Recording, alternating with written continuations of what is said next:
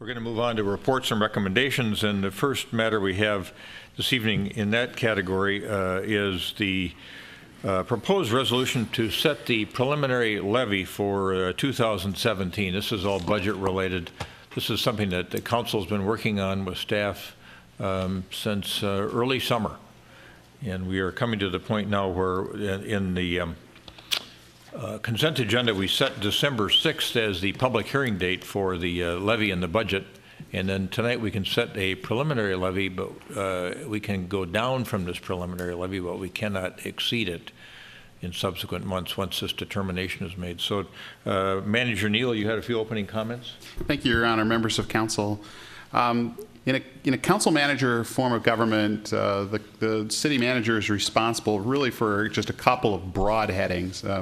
One is to listen to the council and help them come together on policy decisions and then to implement those policy in the community. Second is to manage the people, and third is to manage the money.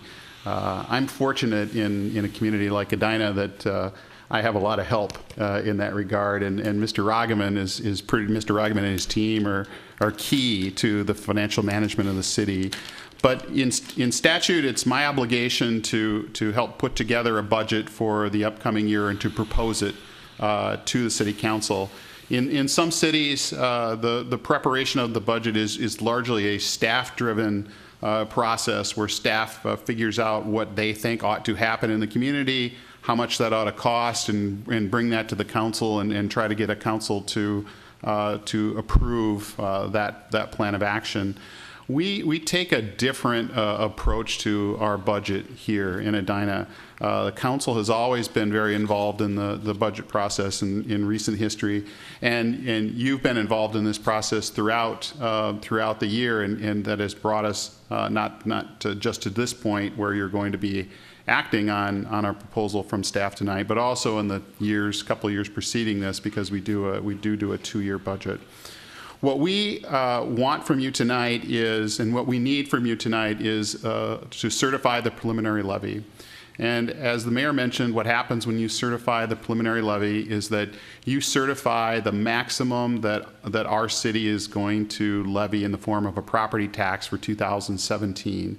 When you set the final levy, which you can do anytime in December, you can do it at the December 6th public hearing, or you can do it at the 20th on the last meeting of the year. You can only set a final levy up to the amount that you certify. You can go less, and in fact, over the last 6 years, 3 times you have lowered that final levy compared to what you certified it at. So that is something that this council has done in the past 6 years. So that's what I wanted to give in terms of just a lead-in to Mr. Rogman. He is going to share with you our recommendation. I'm going to make some final comments before we stand for questions, but that's what we have for you tonight when we need that action, because we have a statutory deadline to take this action, and we need it tonight. So, Mr. Mayor? Good. Thank you, Manager Neal.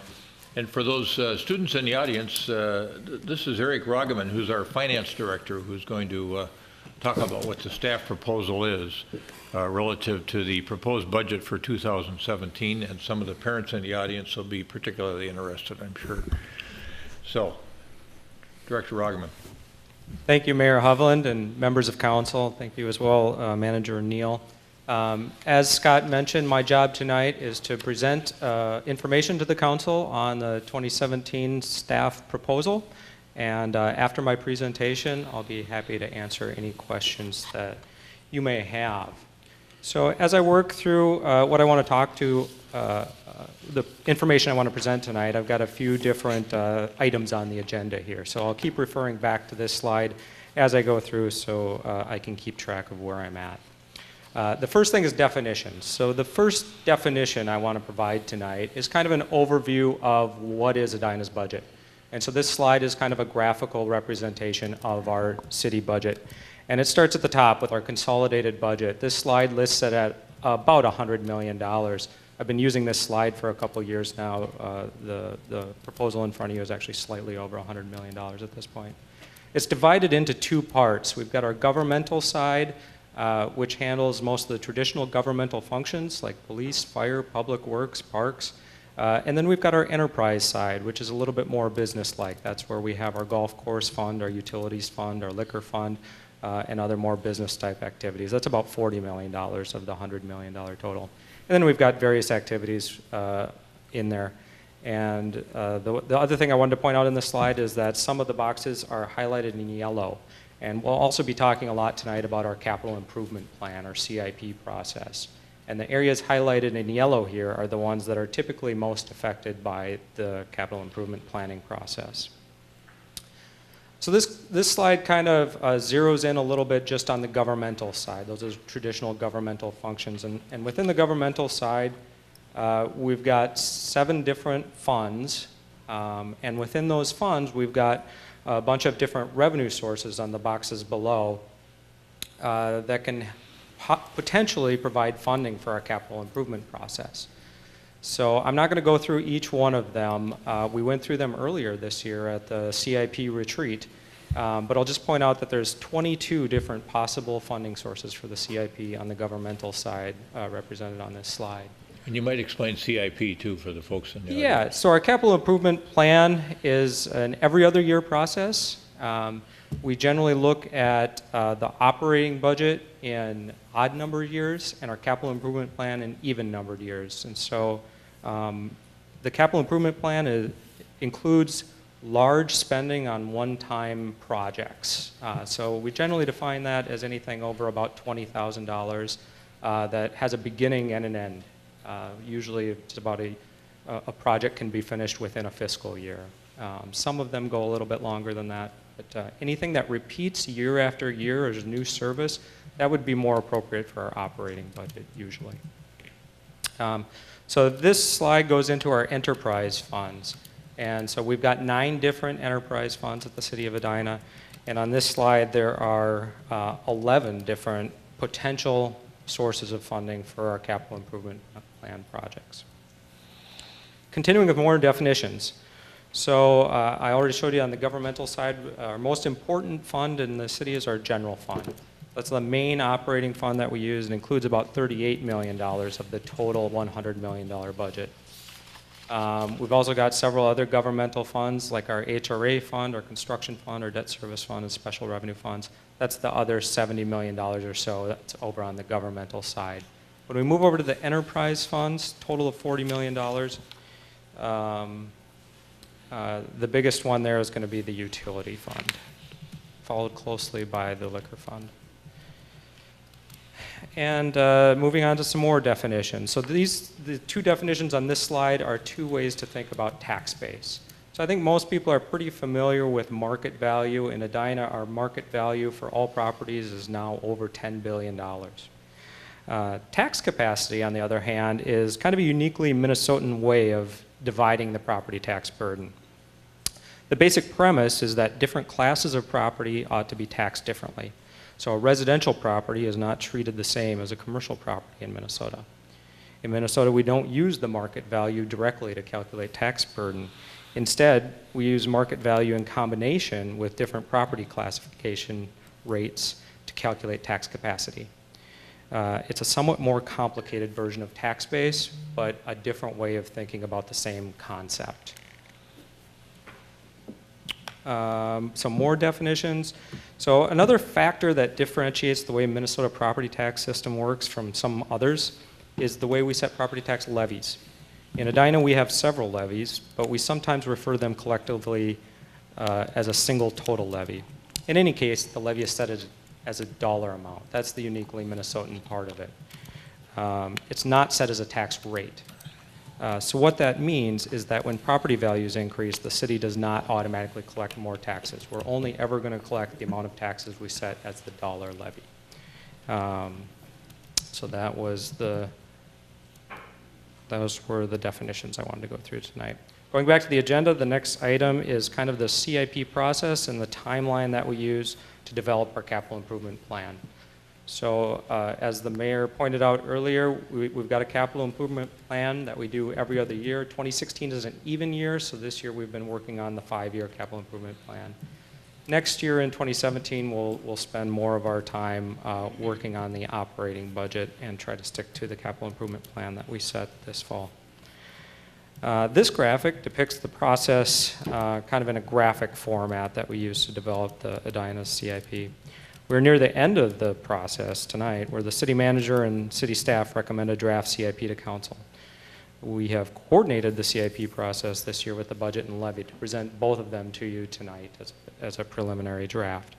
So our goal for tonight is to present that recommendation and for the council to ask questions. A formal resolution is required for the council to set the preliminary budget and levy, but no formal action is required tonight on the capital improvement plan. That can be adopted anytime later this fall. Then after tonight, the process continues. We're going to hold a public hearing at the first meeting in December. And then after the public hearing, council can approve the final budget and levy at either meeting in December. They could approve the capital improvement plan at the same time. The final levy, as we've already pointed out, can be equal to or lower than the preliminary levy, but it can't be higher. In order to consider our different options until the final levy is set in December, council would have to set the preliminary levy high enough to keep those options available until that time. Moving on to our recommended capital improvement plan.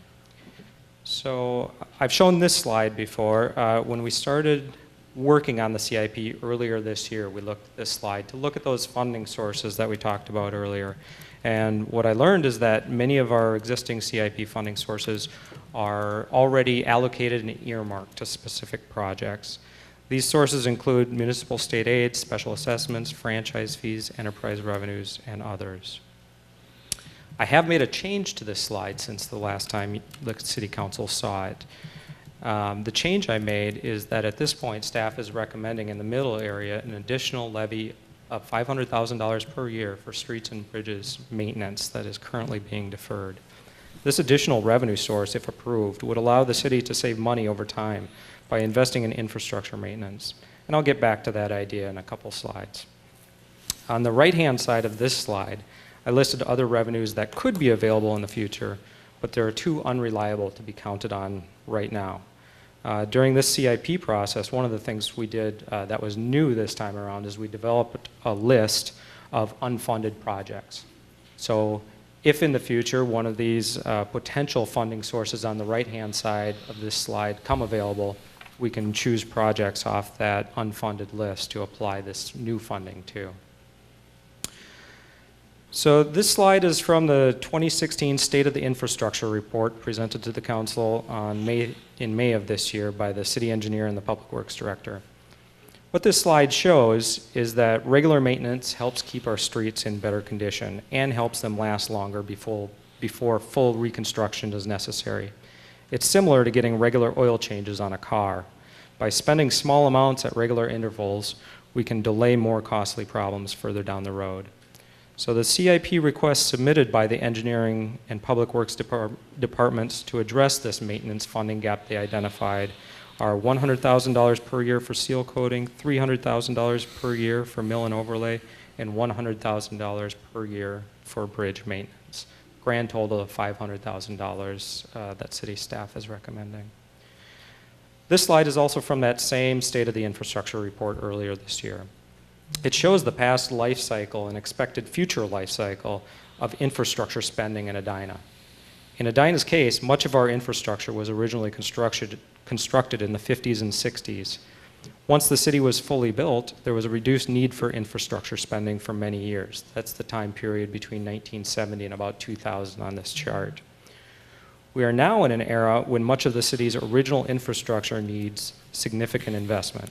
Funding this investment will be a challenge for Edina and many other similar communities for the next few years or even decades. Staff spent a lot of time this summer organizing and prioritizing those various capital improvement plan requests. But no matter how we organize them, there will not be enough funding for all the requests we received this year. As of right now, about 30% or over 40 million in requests are not likely to be funded. So recall the 33 different possible funding sources that I discussed earlier in my presentation. Of those 33 possibilities, we have money to spend that is reliable and that we are counting on in the CIP in 21 different funding sources. So those 21 different funding sources are all represented in this pie chart. The challenge is that some of them are so small that the pie slices barely show up. Even our largest funding sources that are available only represent about 10 to 15% of the requests that were submitted for the CIP this year.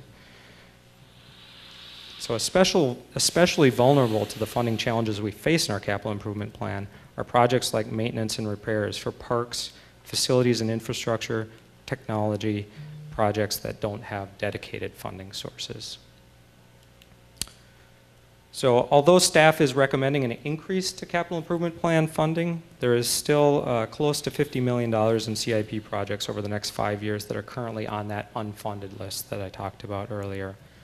Of the projects still on that list, about $14 million is categorized as repair or replace. The rest of the projects on that list are expand or enhance or new things that the city would like to do. In order to fully fund those repair or replace projects, we would need additional new revenue of close to $3 million per year. Director Agaman, if I can interrupt. So there are almost $50 million of things that are not funded that are on the list. I'd like it to be clear that there are also things that may not be on the list that we may want to do over the next 5 years. And some of those things, it's just uncertain, and so you can't really create an estimate at this point, but we have a sense that there are things out there. That's correct. We've talked about many different projects over the course of this summer where we have an idea that we want to do something, but the idea hasn't been studied enough yet to know what that something is that we can write down in the book and create a real project out of. But yes, you're absolutely correct. So some of the examples of those unfunded, that $40 to $50 million in unfunded projects that I was talking about. The bridge repairs and street maintenance, I've highlighted in green with a question mark because staff is recommending we increase the funding for those things, so that could come off this list. But even if we do that, a lot of technology projects would remain unfunded. Repairs and maintenance of city facilities would remain unfunded, and park, playground, and irrigation replacements would also remain unfunded. So just another graphic that shows the types and magnitude of projects that staff is recommending for funding through the CIP at this time, along with what was requested. So the green parts of these bars are what we're recommending funding, and the red portion on top would be the portion that we can't afford to do right now. So as you can see, the majority of the dollar request and recommended spending is for infrastructure. We have several very good funding sources to pay for new infrastructure, including utility revenues, special assessments, tax increments, municipal state aid, franchise fees, and others. Our challenges, as I've said before, include funding the maintenance of that new infrastructure, as well as funding parks and technology and facilities type projects. Some other facts about the CIP process this year. This year, department heads submitted 259 different projects for consideration. This is an increase from 217 projects that are in the existing CIP. The total dollar value requests, though, stayed about the same at about $157 million over 5 years. Like 2 years ago, our available funding remains about $100 million. This slide is the same type of slide, it just shows it in a slightly different way. So we categorized all the different projects into these 3 categories shown here: repair or replace, expand or enhance, and new. So I use words like repair, replace, and maintenance many times during this presentation. It all really means about the same thing to me in this context. And what I mean when I use words like that are one-time expenditures greater than $20,000 to maintain existing infrastructure, facilities, equipment, and services. The city also has an operating budget to accomplish smaller dollar amount repairs and maintenance that is not part of today's discussion. So as you can see on this slide, staff is recommending funding for a high percentage of projects categorized as replace or repair. Significantly less funding, either by dollar amount or by total amount of requests, is recommended for expansion or for new projects. So the good news is that staff thinks we can fund about 215 projects in the next 5 years for $107 million. That represents a lot of improvements. This slide contains a summary, but all the details are included in the draft CIP Council received in the packet for this meeting. The draft CIP is also currently available to the public on the city's website on the finance page. The goal that staff was aiming for in this recommendation was to find funding for all projects ranked by staff as priority 1, which to us means it's a critical project, in the next 2 years. We were able to do that with one exception. Replacing the pedestrian bridges at Centennial Lakes has been identified as a high priority critical project, but raising taxes to pay for the replacement in the next 2 years would be very expensive. So we will continue working to find an alternative funding source for replacement of these important bridges. Moving through the agenda to the staff recommended preliminary budget and levies. With our 2-year budget process that I described earlier, we began working on the 2017 budget and levies about 1.5 years ago. It started with the City Council retreat to develop work plan themes for the 2016-17 biennium. Council adopted a 2-year budget about 1 year ago, but since we are only allowed to legally adopt a budget 1 year at a time in Minnesota, we get another chance to review our work at this time. The step we are required to take tonight is to set a preliminary budget and levy. The county then takes those preliminary levies from the city and all the other taxing jurisdictions to send preliminary tax notices to every property owner in November. Then in December, the city holds a public hearing and we adopt our final budget and levy. This graphic just shows how the citywide work plan is used to drive the development of our 2-year budget. Again, this isn't what we did this year, this is more what we did during 2015, and we'll do again in 2017. So getting to the staff recommended preliminary tax levy for 2017. This is it on this slide, kind of broken down by different reasons for what makes up the recommended increase. So during the 2016-2017 budget process last fall, we projected that the bottom line on this chart would be 4.9%. At the time, we were dealing with a significant decline in liquor revenue, and we wanted to keep the tax levies as low as possible without making cuts to programs or services. So we had planned at that time to continue to defer maintenance on streets and bridges. At this point, we have an opportunity to review that decision. Staff is recommending that we end the practice of deferring maintenance on streets and bridges and increase the levy by 1.57% to pay for that. It's right in the kind of in the middle of this slide, because we believe doing regular maintenance will save money in the long run. So that's the major reason why the preliminary staff we're recommending tonight is different from the one that council adopted last fall as part of our 2-year budget process. Getting to what does that mean for the median homeowner in Edina? So hopefully that's summarized a little bit on this slide. In 2016, the median home is at about $457,000, and it pays about $106 per month in property taxes to fund city-provided services. Tax capacity is increasing in Edina for taxes payable in 2017. Remember, tax capacity is one way of thinking about and measuring the concept of tax base in Minnesota. So our tax base is increasing by about 5.5% for taxes payable in 2017. The median single value home is also increasing for 2017, and it's now $466,500. So if the budget includes the staff recommended property tax increase, the effect on that median single family home would be about a 3.6% increase in property taxes, which is mitigated because of that growth in tax base. So that equates to about a $46 increase per year, or about $4 per month. So the total that $466,000 home would pay would be about $109 per month for city-provided services. So this graph shows how our tax capacity has changed over the past 10 or so years. The good news is tax capacity is increasing 5.5% for taxes payable in 2017. Sometimes when I show this graph, some people see the graph and assumes it means that the taxes the city and other taxing jurisdictions will receive automatically will increase.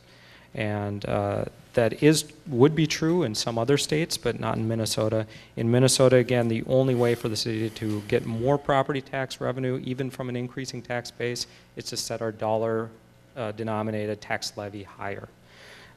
So that's so getting back to why the tax capacity increase is one of the main reasons why our 6.36% increase in the dollar value levy equates to only a 3.6% increase in city taxes for the example median homeowner. We're also recommending this year a new HRA levy. The HRA is the Housing and Redevelopment Authority. So our Housing and Redevelopment Authority levy is intended to pay for administrative expenses related to operating the HRA, including staff and consultants. We currently pay for those administrative expenses using tax increments. However, we were limited by state statute in how much tax increment we can use to pay for these types of expenses. Also, by using tax increments for administrative expenses, we're reducing our ability to pay for public improvements with those tax increment dollars. So there is no action required tonight for the HRA levy. The City Council and the HRA already acted on this preliminary levy, but I just wanted to include it as part of my presentation tonight. So when a taxpayer... Do you want to comment upon the issue of when we would have to make a decision, a final decision on the HRA levy? Yes, thank you, Mayor Hovland. So the HRA levy will, from this point on, work just like the city levy, where we'll get a chance in December, the City Council and the HRA will get a chance to adopt a final levy that is equal to or lower than the preliminary levy, but not higher than. And it will be included too on that taxpayer notice that the county sends out in November as well, along with this. So that's a public hearing. Yep, and we'll have the public hearing on December 6th, where certainly people would be free to comment about anything I'm talking about here tonight. So when a taxpayer makes their property tax payments, they pay one amount to the county. And then what the county does is it divides that amount amongst all the different taxing jurisdictions and pays us according to how we set our levies. And so this is an example of a median valued homeowner in the Edina School District. When they send their taxes into the county keeps 33% of it for their own operating expenses. They send 39% to the Edina School District to help pay the school expenses. 20% comes here to the city to pay for our operations. And then there's 8% that's distributed amongst a variety of other taxing jurisdictions. So the final item on my agenda tonight is our comparisons. And there's a lot of different comparisons I'm going to do. The first comparison is with Edina's past levies. So this chart shows from 2003 to 2015. And in that time, the increase in the median value home in Edina is just a little over 44%.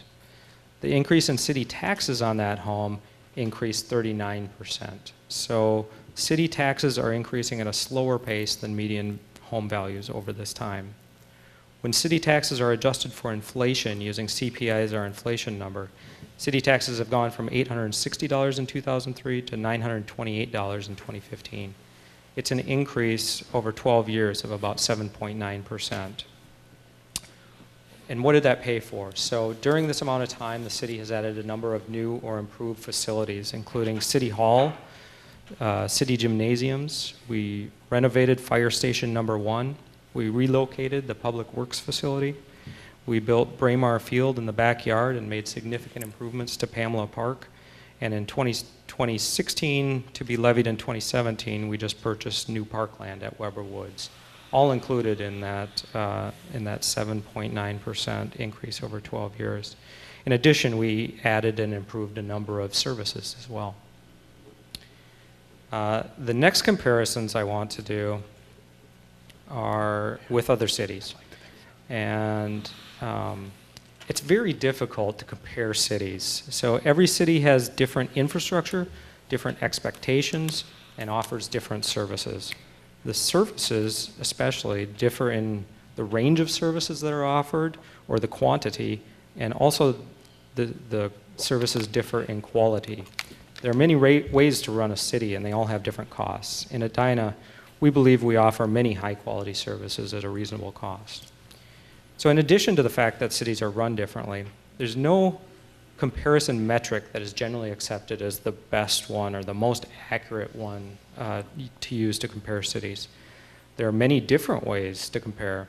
So for the past few years, what I've been doing is providing 3 different comparisons that are some of the more popular ways to compare cities, and we look at all of them. And I also prefer to use data from publicly available websites. So sometimes the data that I use is a couple years old, and that's the case on the first one here. So one way to compare cities is by total governmental revenue per capita. Remember in one of my first slides, we had the governmental side and we had the enterprise side. So all the governmental revenue is on the governmental side. So that includes taxes. It also includes special assessments, franchise fees, permit revenue, grants, and other revenues received by governmental funds. To arrive at this metric, all of that governmental revenue that the city receives in a year is divided by the number of residents in the community. So when you compare Edina to our neighbors using this metric, we are the 4th lowest out of the 11 comparisons represented here. I also showed our last year ranking just to see that it didn't change much overall, but we did move 1 spot. Another way of doing these comparisons with other cities is to look at property tax revenue per capita. So my previous slide was all governmental revenue, all categories. This just focuses on property taxes only. So when you compare Edina to our neighbors using this measure, we're roughly in the middle out of the 11 comparisons here. Again, we moved 1 spot compared to last year when I showed this chart. So one of the things we find when we look at these 2 comparisons together is that Edina is slightly more reliant on property taxes to fund our total governmental revenues than the other comparison cities shown here. For Edina, property taxes of $537 account for about 50% of our total governmental revenue per capita. The average on this list is about 47%. So the third and final way that I compare cities is by looking at city taxes on a similar property. So when you compare Edina to our neighbors using a $400,000 single-family homestead, we are the lowest tax city out of the 21 comparables that I looked into on this chart, which are members of the Municipal Legislative Commission, or the MLC. So again, similar to my previous charts, this one didn't change much from the last time I showed it a year ago. So the idea here is that if a person or a family is looking to buy a new home and they get a $400,000 budget, they have a choice of a lot of different cities they could purchase that $400,000 home in. But if city taxes are important to that purchase decision, they pay the lowest city taxes if they purchase the home in Edina. I would also add, as long as we're looking at these numbers, that we have some knowledge of what's going on in some of these other cities that are on this list, and if the council does approve the proposed levy that we're asking you to tonight, this lineup doesn't change. We're in the same position relative to the other cities there that we are right now. So that is the end of my presentation. Just wanted to reiterate that the draft capital improvement plan is available on the city's website now. People have questions, they can certainly call me or email me and ask me questions. But with that, I'll toss it back to Scott for kind of a wrap up before we take questions. All right, thank you, Director Rugeman. I think in terms of just final comments for council before we stand for some questions, is again, I think that what we have done so far with you is try to discern where you were in terms of what your goals for the community were, particularly around spending and taxing, but really around the future. And that's where a lot of our discussions are when we have the CIP years. We're talking about improvements not only in this short run, but in the long run as well. We anticipate a vigorous process next year as we get ready to plan for 2018, 2019 operating budgets. But for this year, we recommend to you the levy that's included in the proposal tonight and ask for your support. Thank you. Council members, when we first started looking at the proposed budget for 2017, we were somewhat lower than the 6.36% increase or proposed increase from staff that Director Ragavan has discussed tonight. And I think, Member Stewart, you did an effective job in our work sessions of talking about some of the things that we all needed to be concerned about, that were of concern to you about, things that were in that critical category that we hadn't included in the proposed preliminary lower percentage number. And maybe you'd want to articulate some of those concerns. Right.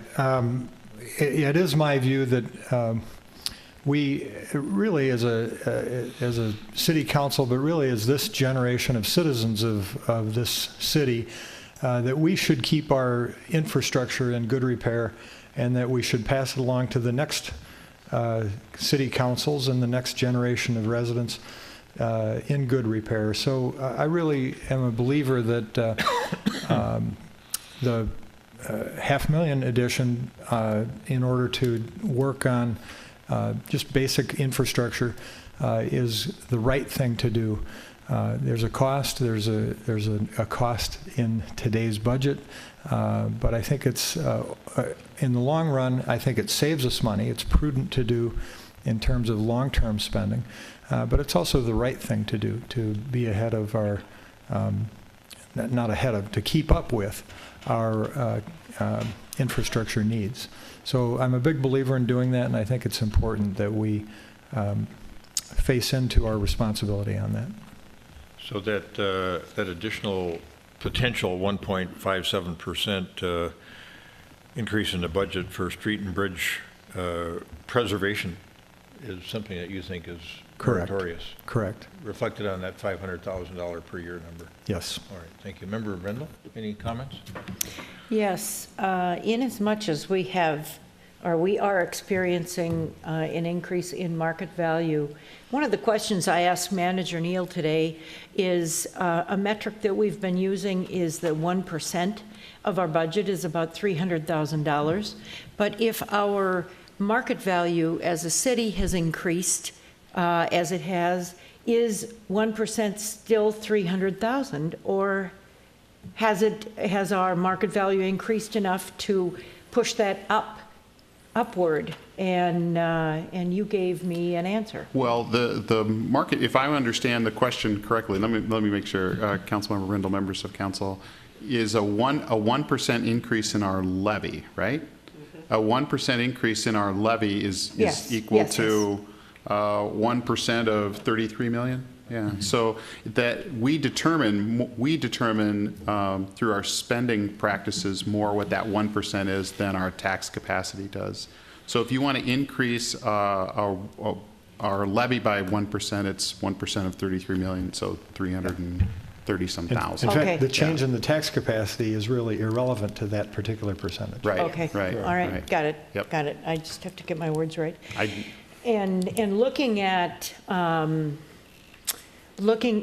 the action that we could take tonight to set a maximum levy at 6.36, as a homeowner of a medium-priced home, I might see a 3.6 increase in my property taxes. You might. So The effective rate of the increase would be about 3.6. right, is that not what I said? Yeah. That's correct. Oh, okay. Yeah. All right. That the levy may be hypothetically Right. 6.36. That's what I'm saying, Yeah, is but the that I effective want to, that is very confusing to people. I mean, 6.36 appears to be 6.36, but when it all comes out based on how it spreads across, it ends up being varying degrees based on property Right. value, but based on a median family home, it's more like 3.6. Right. The differentiation is spending, a spending increase and tax impact, right? So I'll give you an example. I was talking with the city manager of Bloomington a couple of weeks ago. This year, the Mall of America is coming out of a tax increment financing district. for the first time Wow. in a long time. So some of that valuation that was paying its taxes into a TIF district will now be paying its taxes into the city. That makes a big difference for their city in that they'll have such an increase in their tax capacity that they could increase their spending level or their tax levy by 10%, and it would have a zero impact on their median single-family home.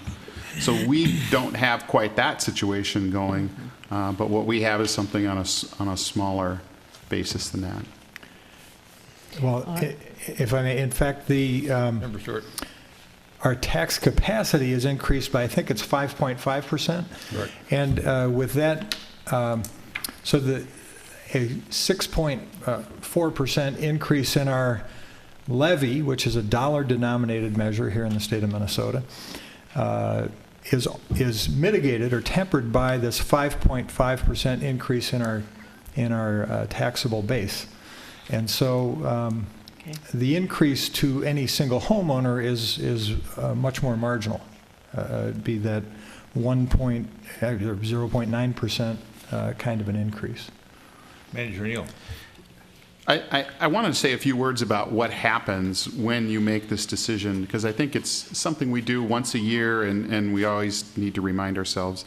The city, the county, and the school district are all making these similar decisions tonight or last week or before, but we all have this deadline in September where we're making this decision about what our preliminary tax levies are going to be. As Mr. Rogman said, all that information feeds into county government. County government then prepares the truth and taxation notice. When that gets prepared, that goes out after the election, and that gives people the sense of what's going to happen to their personal property taxes, at least as proposed by the taxing bodies that impact them. Then they can make their decision about if that number is too high, I'm going to show up at my public hearing at the city, county, or school and have my say over what my taxes ought to be. One of the things that we do for you before that hearing, but after tonight actually, is we prepare that information for you that says, 50% of our taxpayers aren't going to see a tax increase, and 5% of our taxpayers will see something 20% or above. We don't know what those numbers are yet because we got to wait for the city, the county, and the school and the taxing bodies to all kind of feed in together. But that information we'll share with you. We'll be able to share with you sometime in late November. That gives you a sense of how our impact is being spread on the tax base in a more precise way. Good, thank you. Member Sutton? A couple of questions, if I could, for Mr. Ragaman. On the capital improvement plan, our CIP, and just to use some round numbers summarizing your presentation, we're talking about approximately $150 million over the course of 5 years. Is that right? Right, yep. And I assume that we've had that as a rolling 5 years, so every year, last year we had a capital improvement plan that went 1 year short of this. Next year we'll have one that goes 1 year further, right? Right, yeah, we updated every 2 years, and the last one we did was the 2015 to the 2019 CIP, and it was very similar, very close to $150 million as well. And some of those same items are on there that were on there 2 years ago. Yep, absolutely. Okay. So one of the revelations for me as we've gone through this is what you, I thought, explained very clearly about we've got about $150 million. The good news is that we've got about $100 million of it funded, but we have about $50 million of it that's not funded. And I think the further good news is that a lot of what is funded is our core infrastructure. It's the streets, the sewers, the water infrastructure, in large part because a lot of the revenue sources are utility funds, which we're able to adjust over time to make sure we're gathering the right amount of funds to keep paying for replacing and maintaining those items. But it is a little bit distressing that, on a rolling basis, we have a significant portion of our capital improvement plan that is unfunded, and it does raise questions about, to me, there's one of two things to do with that. You either take those items that are unfunded off of your capital improvement plan, or you find ways to fund that, or maybe you do some combination of the two.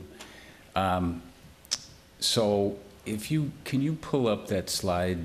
I think it's page 26.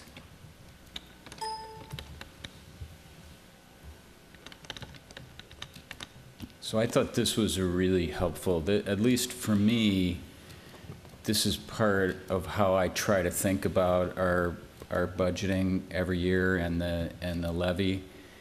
And what I think is really good news about this is if you take the top three lines, the 2.98% plus the 1.3 plus a retirement or an expiration of a park referendum levy, if you stopped right there, we'd be at about a 3% levy increase, which would be terrific. And so the question is on these other items, you know, whether we should add those into that 3% or not. And as I look at each of them, I'm persuaded for different reasons that it makes sense to do each of them. You know, we made a decision about Weber Woods. It was an opportunity that came up that we decided to add to our inventory of park systems, a property that, frankly, our residents had treated as part of our inventory of park system for many years anyway. And I think it was really almost universally supported. You know, I don't know how my colleagues feel about it, but I didn't hear too many people who were discouraging us from doing that, right? And so then the question becomes, how do we pay for that? We did all the negotiating we could about the price of that, but you know, there was limited ability to negotiate that. We did the best we could. And so I'm persuaded that it makes sense to add to the levy to pay for that and get that done. I thought Councilmember Stewart was very on target about the streets and bridge maintenance, which is that 1.57% item. And you know, I think you put it really well when you said it's the right thing to do, but it also makes economic sense because pursuant to the chart you've showed us and that Director Milner has showed us in the past, that you know, we're making good economic decisions because we're maintaining the life of our infrastructure longer by taking prudent approaches to it. So I'm supportive of that as well. So that leaves these last two items of the new CIP levy as well as the HRA levy. And for me, the CIP levy is, it gets to that question of this $50 million of unfunded capital improvements that we have in our plan. Frankly, $100,000 a year is just a drop in the bucket toward it. But I do think I think as we go forward, we're going to have continuing conversations about how serious we are about some items that are in the capital improvement plan. But I think this is a modest nod toward trying to fund more of that, and it strikes the right balance about how much more to fund and not be too burdensome on our taxpayers. And then the final item is the HRA levy, and as I understand it, that's really funding a function that we have previously been funding through some Centennial Lakes TIF funds that won't be available indefinitely or infinitely. We have to find a home for that. And I think those development efforts that we're making make a lot of sense, and I think those are investments worth making as well. So I think this is a really helpful slide because it really gives you a sense of where these numbers come from. When you just hear the 6.36%, it doesn't give you the context that all these items. So I really appreciate you putting this together, and as I kind of walk my way through it, I see the justification in each of these, and I think this is a number that makes sense to me. Thank you. Member Swenson? I support Preliminary thoughts? No, I just support this recommendation for all the reasons stated. And I would make a motion, but I think it would be only fair to let you speak before I do. Member Brindle, did you have anything further that you wanted to comment on? I don't think so. I think,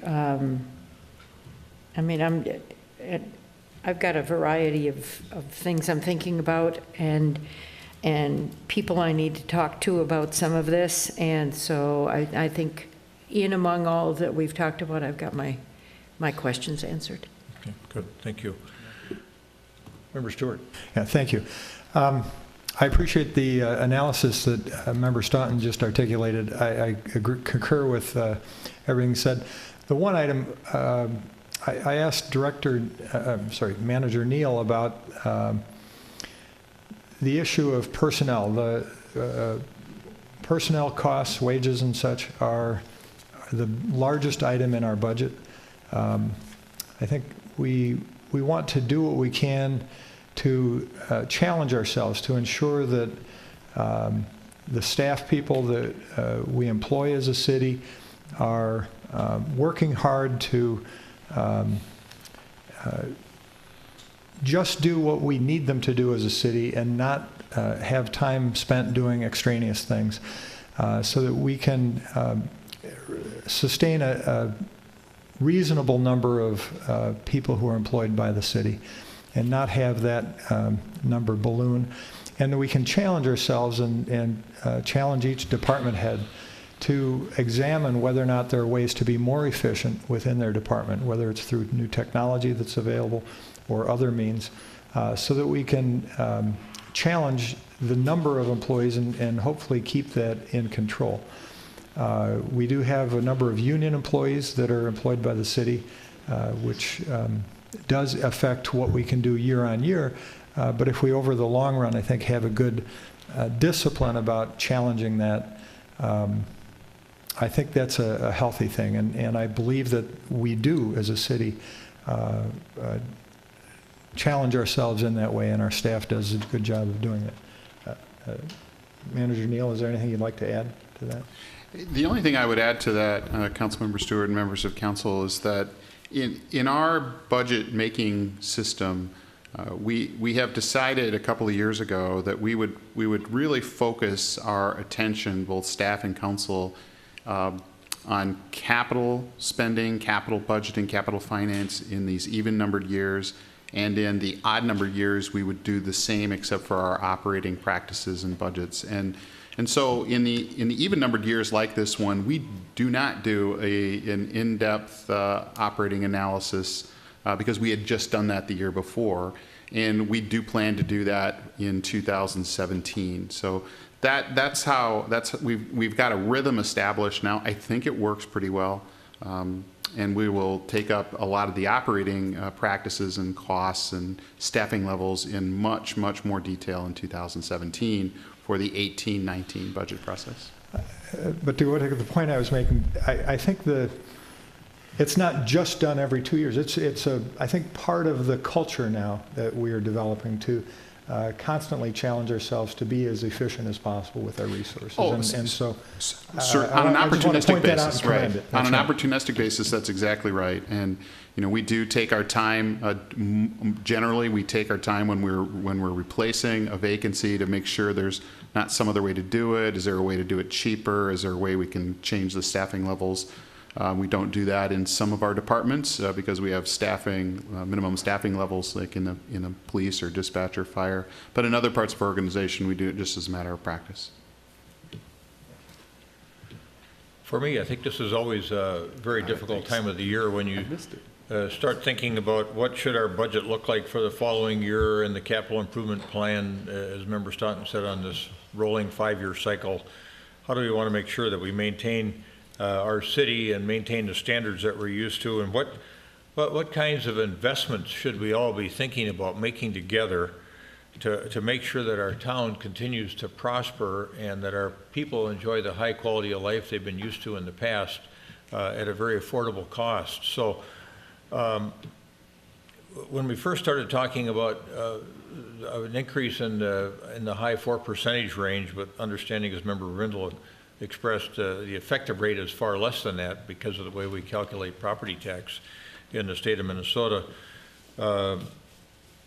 We then had a discussion about what are the things that we need to be, what are the other things that we need to be thinking about that are more critical in nature, and Member Stewart alluded to the fact that this $500,000 potential levy increase that would allow us to make certain that our infrastructure is maintained, our roads and bridge infrastructure is properly maintained. And believe me, this is from past experience on the council, this is one of the things that the bond rating agencies look at. And we should all, as residents of Edina, be very, very proud of the fact that for many, many years. We've had this double AAA bond rating from the two rating agencies, Moody's and Standard & Poor's. Through good times and bad, we have maintained that double AAA bond rating, which is a real rarity amongst cities our size in the United States. Probably 3 dozen cities in America our size that have that kind of a financial history. And that financial responsibility doesn't mean that you don't have a tax increase every year, that you've maintained some sort of flat situation, or that you've only increased at the rate of inflation. And incidentally, I thought that data point that Director Roggeman supplied, that when you look at the inflation-adjusted tax increases here in our town and think about everything that we've done over the last 10 or 12 years, it's been 7.9%. So when you start doing the analysis like Member Staunton did, where you look at that 6.36% proposed preliminary budget levy setting, and you start to dissect it, one of the things that was key for me was the Weber Woods project that I think most people in our town thought was a wise investment for all of us to make together. That's $1.5 million, but we're going to pay for this in 3 years. So the Weber Woods isn't a one-off, but it's a 3-off, and it's going to allow us, when we get done paying for that in 3 years, to drop that 1.26% off of our budget.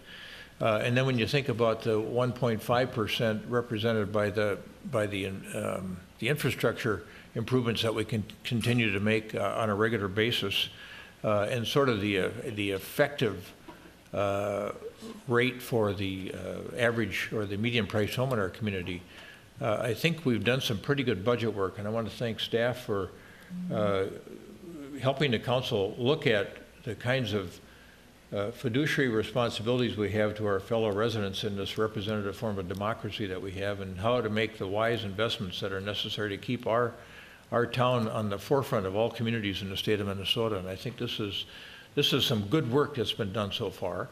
We're going to have some community comment at our first meeting in December, but I feel like we've got enough information now to make a really good decision.